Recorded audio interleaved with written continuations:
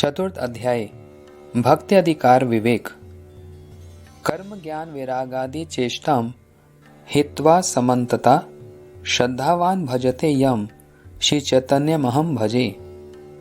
प्रथम अध्याय में शुद्ध भक्ति का स्वरूप, दूसरे अध्याय में भक्ति जैसे दिखलाई पड़ने वाली परंतु स्वरूपता भक्ति नहीं अर्थात भक्ति आभास का स्वरूप, तीसरे अध्याय में शुद्ध भक्ति का स्वभाव विवेचित हुआ है।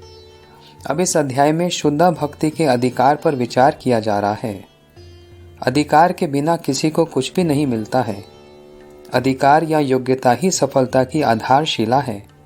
इस बात को पूरी तरह से समझ लेने पर प्राप्ति के संबंध में तनिक भी संदेह नहीं रह जाता। बहुत से लोग ऐसा सोचते हैं कि हमने बहुत समय से गुरु पदाश्रय किया है, उनसे भगवान मंत्र ग्रहण किया है, श्रवण और कीर्तन भी कर रहे हैं, परंतु कोई फल नहीं हो रहा है। क्यों? धीरे धीरे भजन में अरुचि और अंत में अविश्वास हो जाता है। इसलिए अधिकार संबंधी विचार को भली भांति जान लेने पर ऐसे ऐसे संदेहों से सहज ही रक्षा हो सकती है। स्मरण रहे कि सभी लोगों का श्रवण कीर्तन आदि तथा श्रवण कीर्तन्य जन्य अश्रुपुलक आदि भक्ति नहीं है। इसलिए शुद्ध भक्ति का आश्रय लेने के लिए अधिकार का निर्णय होना नितांत कर्तव्य है। कर्म अधिकार या ज्ञान अधिकार का हरि भजन प्राय कर्म या ज्ञान का अंग हो पड़ता है। इसलिए जैसा मंगलमय फल होना चाहिए वैसा वे प्राप्त नहीं कर पाते।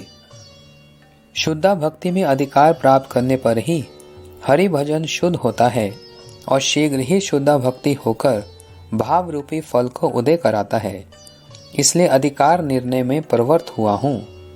पंडित जन श्रीमद् भगवद गीता से इस श्लोक को उद्धृत करते हैं। चतुर्विधा भजन्ते माम जनाः सुकृतिनो अर्जुन आर्तो जिज्ञासु अर्थार्थी ज्ञानी च भरतर्षभ। श्री गीता 7:16।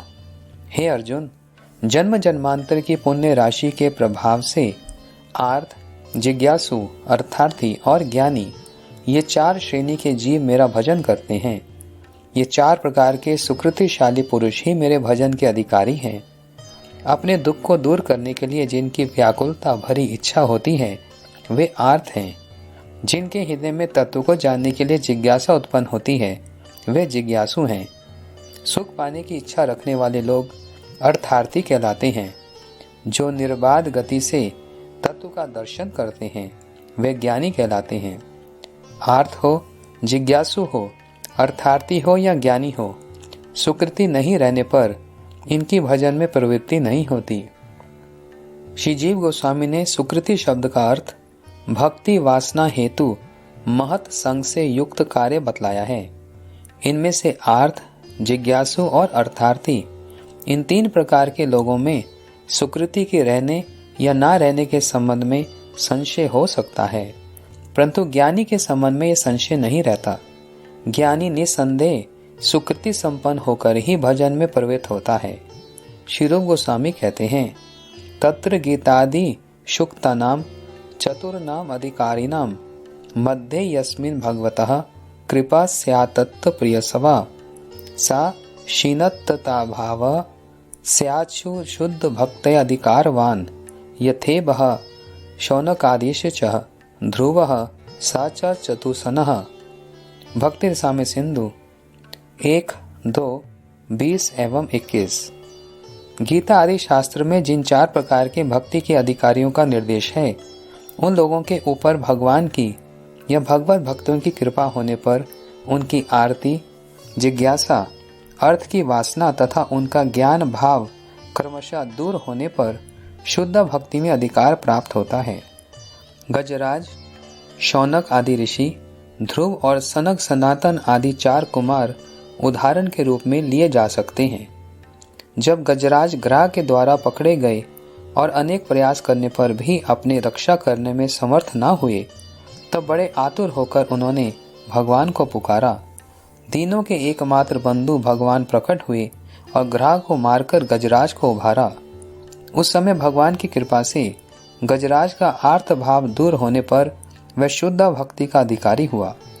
शौनक आदि ऋषि कलयुग के उपस्थित होने पर बड़े भयभीत हुए। कर्म से कुछ भी कल्याण नहीं होने वाला, ऐसा सोचकर वे परम भगवत श्री सुद गोस्वामी के निकट पहुंचे और उनसे जीवों के परम कल्याण का उपाय पूछा। उत्तर में सुद गोस्वामी ने उन्हें शुद्धा भक्ति का उपदेश दिया, जिसे सुनकर उन्होंने शुद्धा भक्ति प्राप्त की। ध्रुव अर्थात राज्य की कामका से प्रेरित होकर भगवान की उपासना में तत्पर हुए, परंतु जब भगवान प्रकट हुए तब उनकी कृपा से ध्रुव की अर्थ कामना दूर हो गई और उनका शुद्ध भक्ति अधिकार उपस्थित हुआ। सनक, सनातन, सनंदन और सनत कुमार, ये 4 कुमार हैं। ये पहले निर्विशेष ज्ञानी थे। बाद में भगवान और भगवत भक्त जनों की कृपा पाकर उन्होंने निर्विशेष बुद्धि का संपूर्ण रूप से त्याग कर शुद्ध भक्ति का अधिकार प्राप्त किया। तात्पर्य यह है कि जब तक उनके हृदय में आरती, जिज्ञासा, अर्थार्थी या ज्ञान रूप कषाय वर्तमान था, तब तक उनका शुद्ध भक्ति में अधिकार नहीं हुआ था। इसलिए रूप गोस्वामी जी ने शुद्ध भक्ति के अधिकार के संबंध में लिखा है, यह केनोपायति भाग्येन जात शधोयस्य सेवने नाति सक्तो न वैराग्य भाग श्यामाधिकार्यसो। भक्ति रसामृत सिंधु 1-2-14। संसार के प्रति ना तो अत्यंत आसक्त हो और ना संपूर्ण रूप से विरक्त ही हो।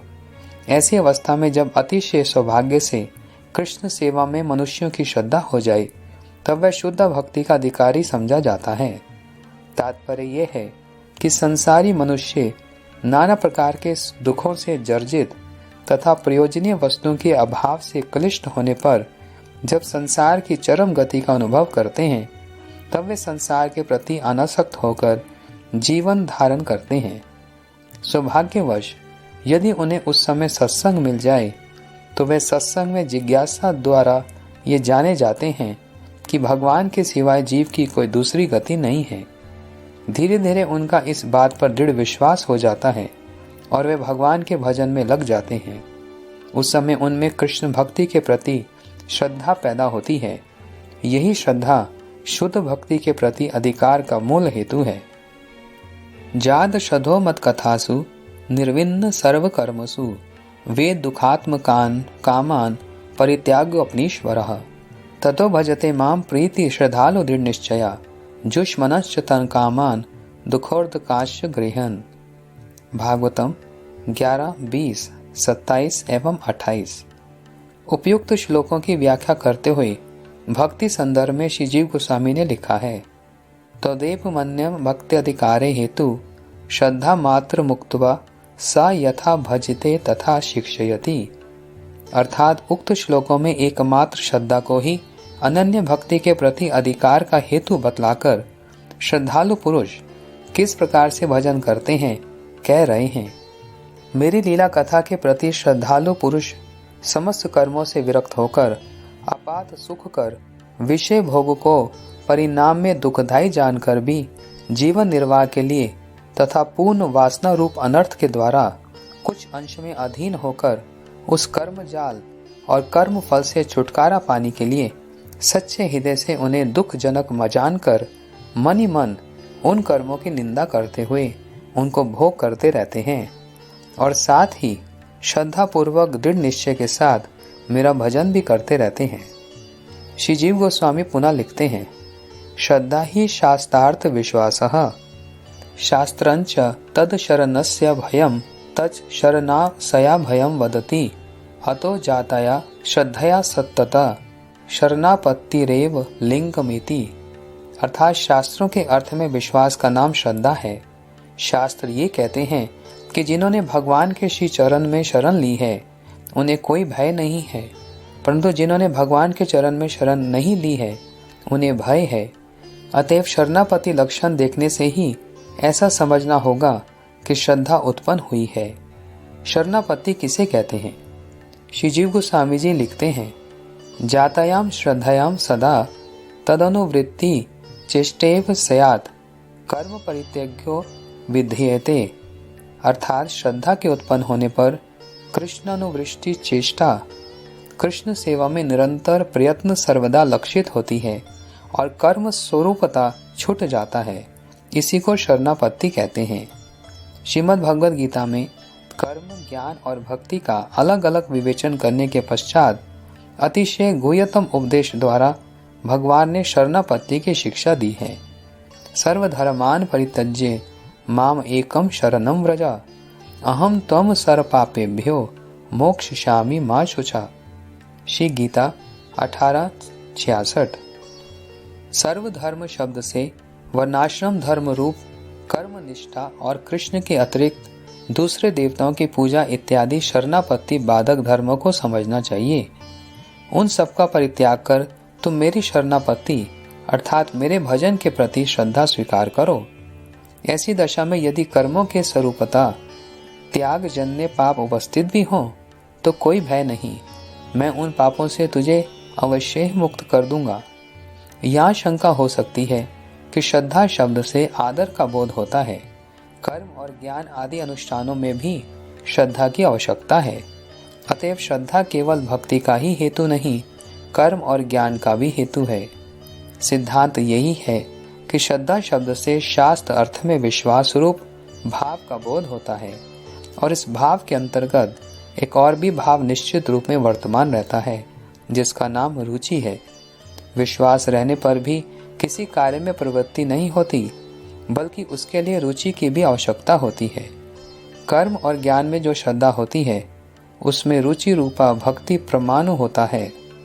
उस भक्ति के संसर्ग से ही कर्म और ज्ञान फल प्रदान करने में समर्थ होते हैं। उसी प्रकार भक्ति के संबंध में जो श्रद्धा उदय होती है उसके साथ साथ रुचि नामक एक भाव भी निहित रहता है। यह रुचि से मिली हुई श्रद्धा ही भक्ति लता का बीज है जो जीव हृदय में बोया जाता है। कर्म श्रद्धा और ज्ञान श्रद्धा में क्रमशः कर्म रुचि और ज्ञान रुचि मिली होती है, परंतु इनमें श्रद्धा का रूप अलग अलग होता है। भक्ति रुचि के साथ मिली हुई श्रद्धा का लक्षण भक्ति में ही पर्यवसित हो जाता है। इसी को शरणापत्ति कहते हैं। भक्ति रुचि ही साधु संग, पश्चात भजन और अनंतर अनर्थ शून्य अवस्था प्राप्त कर निष्ठा रूप धारण कर शुद्ध रुचि हो जाती है। इसलिए श्रद्धा भक्ति से एक अलग तत्व है। श्री जीव गोस्वामी भक्ति संदर्भ में लिखते हैं, तस्मा श्रद्धया न भक्त्यांग किंतु कर्मण्य समर्थविद ताद्वदनाख्याम भक्तो अधिकारी विशेष नमेव। अतएव श्रद्धा भक्ति का अंग नहीं है, परंतु कर्म कांड से विरक्त होने पर अनन्य भक्ति के अधिकार का विशेषण मात्र है। श्रीमद् भागवत में कहा गया है, तावत कर्माणि कुर्वति न निर्विद्येत यावता मत कथा श्रवणादो व श्रद्धा यावनन जायते। भागवतम 11:20-9। जब तक कर्म के प्रति विरक्ति ना पैदा हो जाए अथवा मेरी लीला कथाओं के श्रवण में श्रद्धा ना उत्पन्न हो जाए तभी तक कर्म का आचरण करना चाहिए। तात्पर्य यह है कि कृष्ण की लीला कथाओं के प्रति श्रद्धा होने पर कर्म त्याग का अधिकार उपस्थित हो जाता है। यही शास्त्रीय सिद्धांत है। शंका समाधान के लिए यही कहना है कि जब भक्ति अधिकार का हेतु रूप श्रद्धा ही भक्ति का अंग नहीं है, तब ज्ञान और वैराग्य जो श्रद्धा उदय होने के पहले कहीं कहीं प्रकाश पाते हैं, भक्ति के अंग नहीं हो सकते।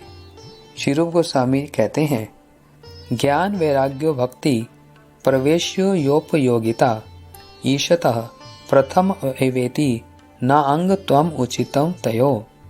भक्ति साम्य सिंधु 1-2-248।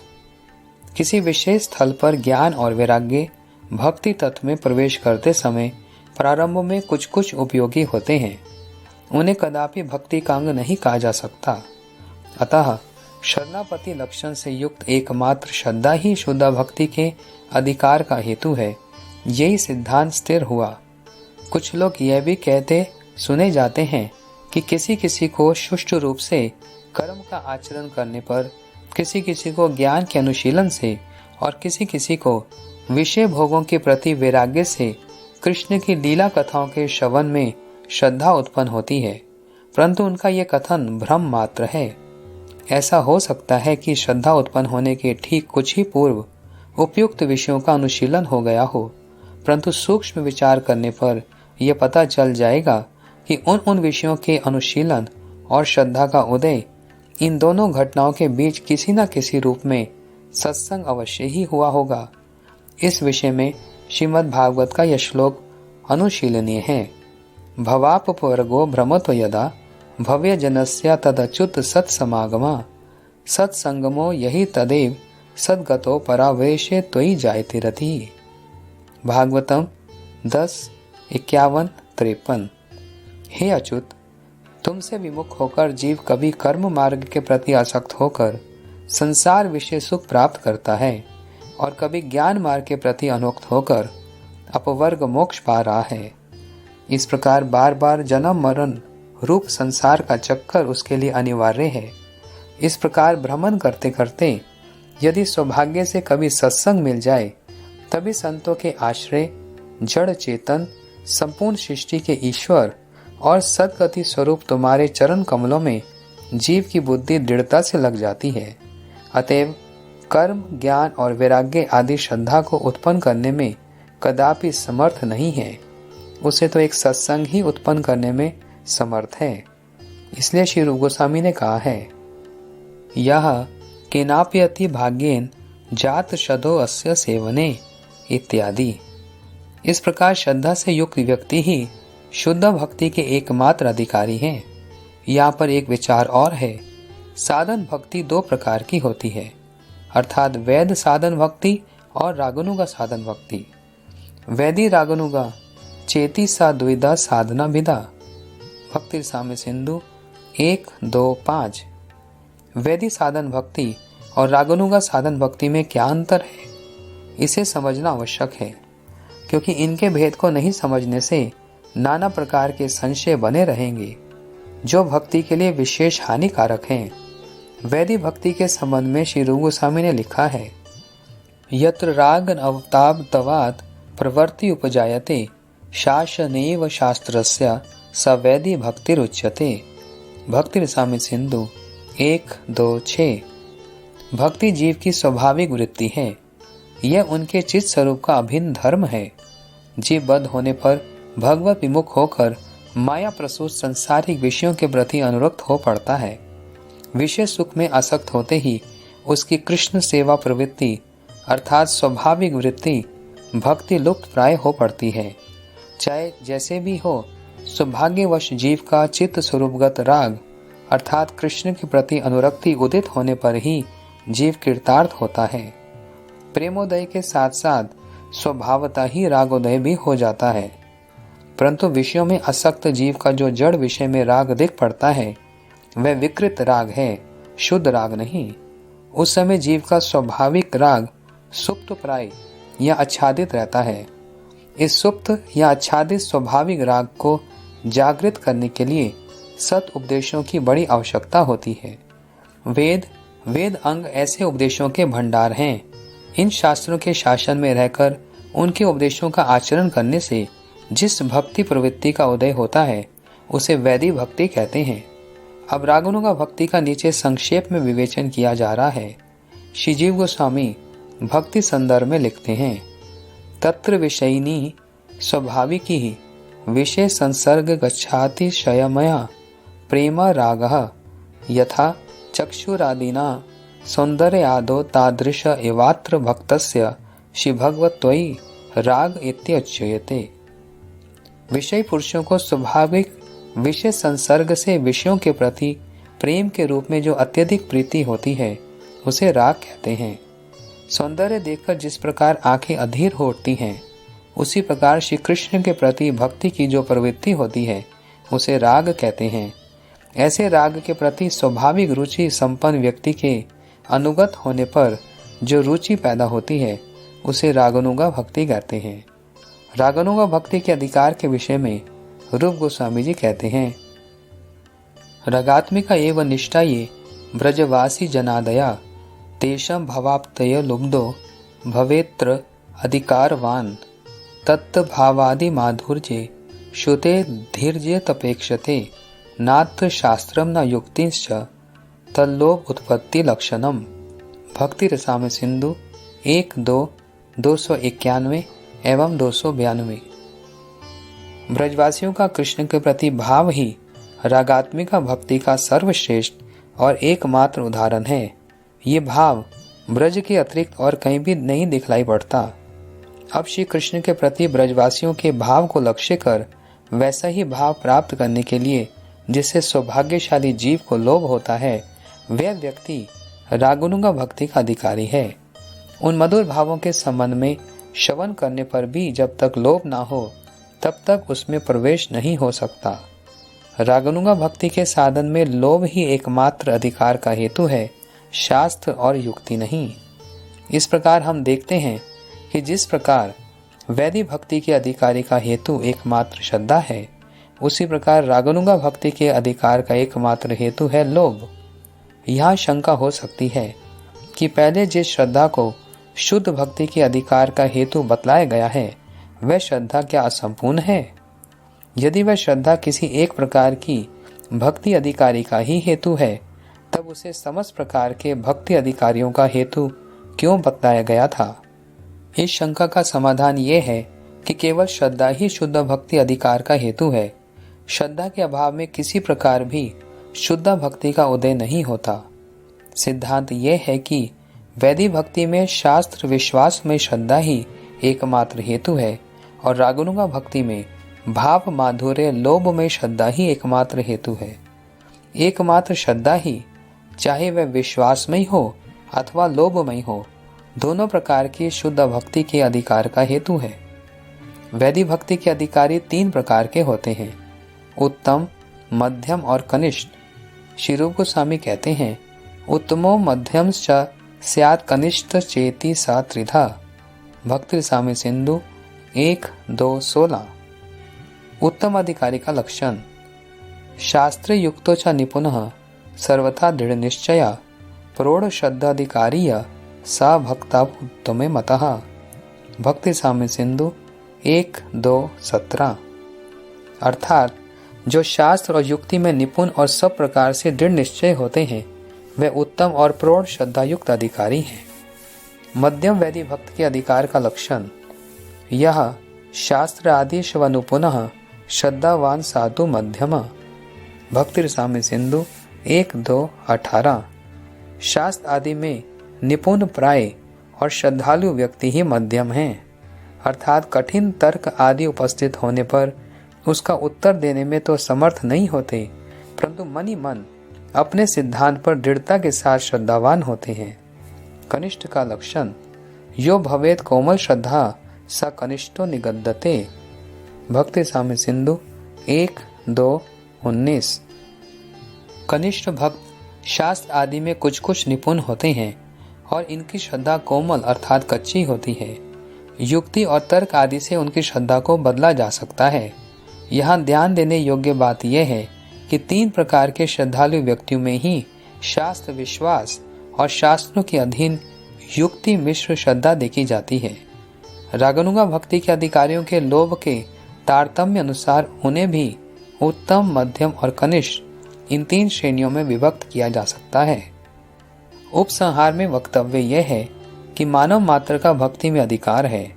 ब्राह्मण, क्षत्रिय, वैश्य, शूद्र और अंत्यज्य, गृहस्थ, ब्रह्मचारी, वानप्रस्थी और सन्यासी सबका भक्ति में अधिकार हो सकता है यदि उनकी शास्त्र और साधु गुरु की वाणियों के प्रति श्रद्धा हो।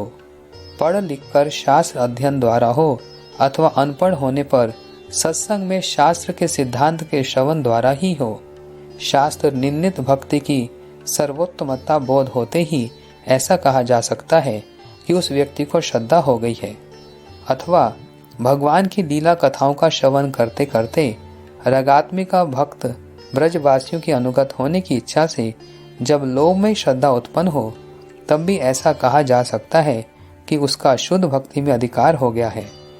ज्ञान, वैराग्य, विवेक, धर्म चर्चा, शम, दम और योग अभ्यास के साधनों से भक्ति का अधिकार प्राप्त नहीं हो सकता।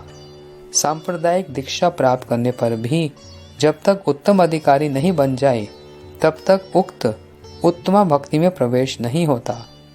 उनकी भक्ति को भक्त्याभास कहा जा सकता है। उत्तम अधिकार प्राप्त करने के लिए प्रयत्न करने की नितांत आवश्यकता है। परंतु ऐसा तभी हो सकता है जबकि सत्संग में श्रवण और कीर्तन किया जाए। श्रवण कीर्तन में अत्यंत आग्रह है और उस समय अश्रुपूलक और नित्य आदि भाव दिखलाने से ही उत्तमाधिकार प्राप्त हो गया, ऐसा कदापि नहीं समझना चाहिए, क्योंकि उक्त लक्षण समूह भक्त्याभास में भी प्रकाशित होते हैं। शुद्ध भक्ति के प्रारंभ में जो थोड़ी बहुत आदरता और स्वरूप लाभ के विषय में आग्रता देखी जाती है, वह भक्त्याभासगत चरम लक्षण के प्रतिफल रूप मूर्छा आदि से भी अतिशय श्रेष्ठ होती है। अतएव हमें विशेष सावधानी के साथ शुद्ध भक्ति प्राप्त करने के लिए प्रबल प्रयत्न करना चाहिए। भक्ति अधिकार किस प्रकार से पाया जाए, इसके लिए विशेष चेष्टा होनी चाहिए, नहीं तो भगवत प्राप्ति की कोई संभावना नहीं है। विश्व वैष्णव दास निम्नलिखित श्लोकों का प्रचार करते हैं। श्रद्धा लोभात्मिका या सा विश्वास रूपनी यदा जयते अत्र तदा भक्तो निर्मात्र स्याधिकारिता न सांख्यम न च वैराग्यम न धर्मो न बहुज्ञता केवलम साधु संगयम हेतु श्रद्धयो ध्रुवम श्रवणादि विधानेन साधु संग बलेन च अनर्थोपगमं शीघ्र श्रद्धा निष्ठात्मिका भवेत्। निष्ठापि रुचितं प्राप्त शुद्ध भक्ति अधिकारितं ददाति साधके नित्यमेषः प्रथा सनातनो असत्संगो अथवा भक्तापराधे कृते सति श्रद्धापि विलयं याति कथम स्यात् शुद्ध भक्तया। अतः श्रद्धावता कार्यं सावधानं फलाप्तये अन्यथा न भवेद भक्ति श्रद्धा प्रेम फलात्मिका का। लोभात्मिका या शास्त्र विश्वास रूपनी श्रद्धा का जब उदय होता है, तभी मानव मात्र का शुद्ध भक्ति में अधिकार उत्पन्न होता है। सांख्य वैराग्य वर्णाश्रम धर्म अथवा पांडित्य श्रद्धा उत्पन्न होने के हेतु नहीं है। श्रद्धा के उदय का हेतु है एकमात्र ऐसे साधु का संग जो श्री कृष्ण की लीला कथाओं के अतिशय प्रेमी हो। श्रद्धा के उदय होते ही कनिष्ठ अधिकार उत्पन्न हो जाता है। जब श्रवण आदि साधन भक्ति के अनुशीलन और सत्संग के प्रभाव से अनर्थ दूर हो जाते हैं तथा श्रद्धा कुछ गाढ़ी होकर निष्ठ आत्मिका हो जाती है, तब शुद्ध भक्ति में मध्यम अधिकार पैदा होता है। पुनः श्रवण आदि साधन भक्ति का अनुष्ठान करते करते एवं अपने से उत्तम अधिकार वाले व्यक्ति के संग प्रभाव से निष्ठा कुछ और गाढ़ी होने पर रुचि स्वरूप हो पड़ती है। जिस साधक को ऐसी रुचि पैदा हो जाए वह उत्तमाधिकारी है। ऐसे उत्तमाधिकारी साधक ही शुद्ध भक्ति लाभ करते हैं। यही शुद्ध भक्ति प्राप्त होने की सनातनी प्रथा है। परंतु इस साधन क्रम में यदि असत्संग अर्थात विषयों में आसक्त या निर्विशेष चिंता में आसक्त व्यक्ति या व्यक्तियों का संग हो जाए अथवा शुद्ध भक्तों के प्रति अवज्ञा आदि किसी प्रकार से अपराध हो जाए, तो कोमल और मध्यम दोनों प्रकार की श्रद्धाएं जड़ से सूख जाती हैं और साधक शुद्ध भक्ति प्राप्त नहीं कर सकता। ऐसी दशा में वे या तो छाया भक्त्याभास और नहीं तो अधिक अपराध होने पर प्रतिबिंब भक्त्याभास में आबद्ध हो जाता है। अतएव जब तक उत्तम अधिकार प्राप्त न हो जाए तब तक श्रद्धालु पुरुष को विशेष सावधान रहना चाहिए, नहीं तो प्रेम फलात्मिका शुद्ध भक्ति को पाना कठिन है। श्री कृष्ण अर्पणम अस्तु।